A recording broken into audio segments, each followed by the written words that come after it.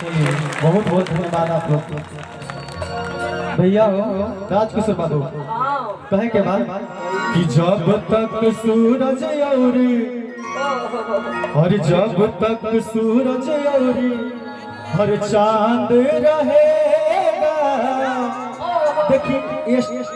हम अपना एल्बम में गेले रहे चाचा की याद में कि जब तक भैया कि जब तक सूरज हर चांद रहेगा हर चाचा अनिल जी के नाम रहेगा अब भैया लोक जी के नाम रहेगा। चलिए ये गाना जरूर आप लोग सुनो मनोज चौरसिया पर जा करके यूट्यूब पर लोड बा कि जब तक सूरज जब तक सूरज चांद रहेगा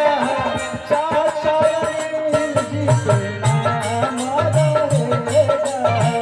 भैया लोक जी के नाम रहेगा जब तक सूरज भैया भाई सबके साथे साथे गाने के बाद भैया सबके गाने के बाद कि जब तक सूरज जब तक सूरज चांद रहेगा चाचा अनिल जी के नाम रहेगा भैया लोक जी के नाम रहेगा।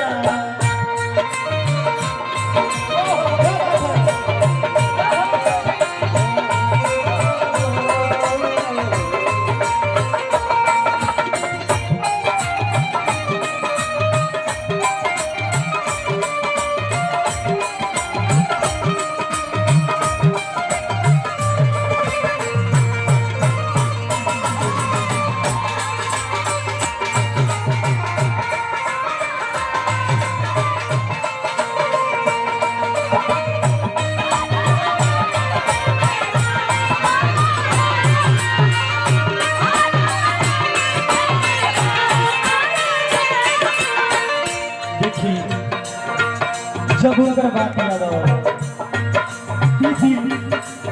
टूट जाए और कबो ऐसा मन में आवा कि आज हमारे चाचा हम लोग के बीच रहते तो हम लोग को बहुत अच्छा लगा। अनिल चाचा गरीब के मसीहा हकल दिखावत हमनी के सीता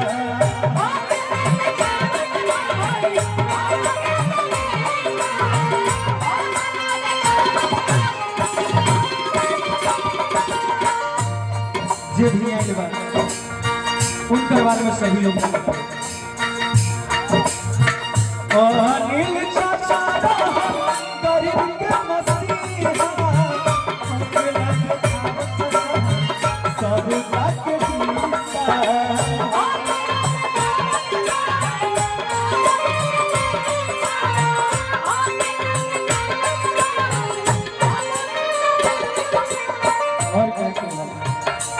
जब तक धरती आसा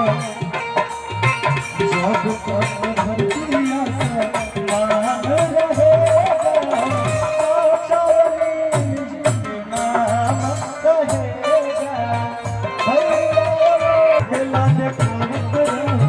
हमनी के दिशा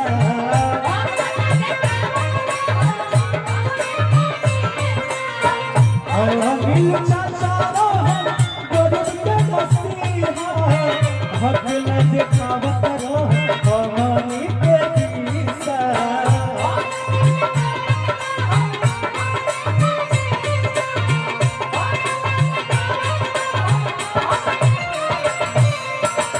जब तक धरती आसा जब तक धरती आसा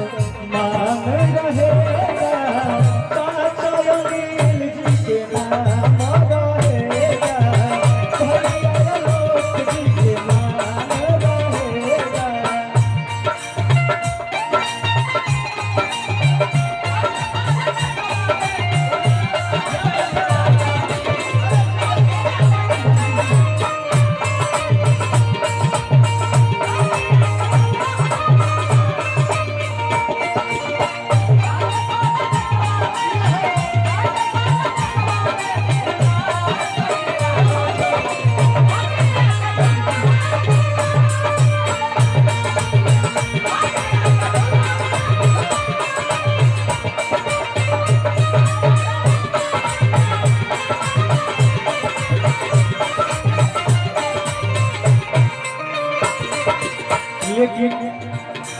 आज हमनी के खुशी होकर कि हमारे बड़े भैया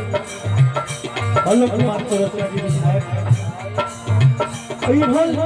इन्होंने भी वो सही काम कर रहे हैं। गली नाली रे चपा मसीनिया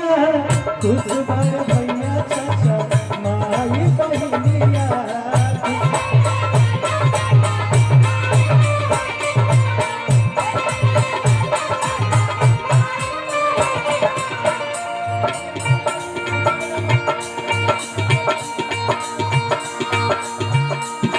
चलिए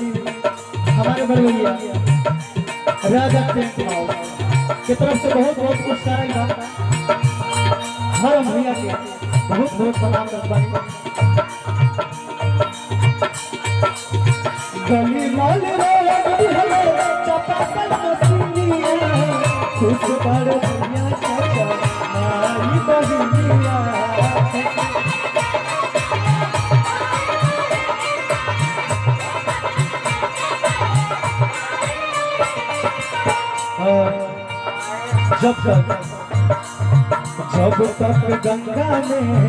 जब तक गंगा में सा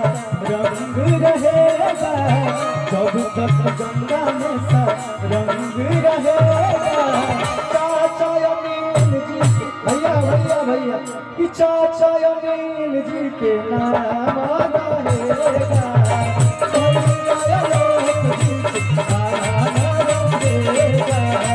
जब तक सूरज लौरी चांद रहेगा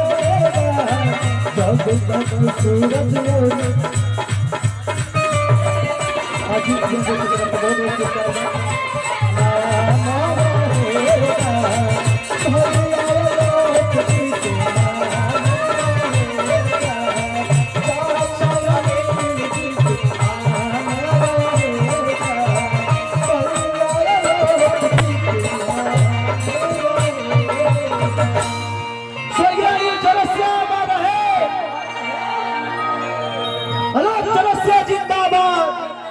चलिए भैया अगर अच्छा लगल हो तो भाई के लिए एक बार ताली बजा देती तो अच्छा रहता। चलिए अब हम आगे करत बानी कैसा आपका क्या है ना चलिए हमारे प्रिय मित्र विजय चौरसिया जी की तरफ से बहुत बहुत पुरस्कार अब हम आगे करत बानी कौन बाबू शेख जी आप मंच पर आइए।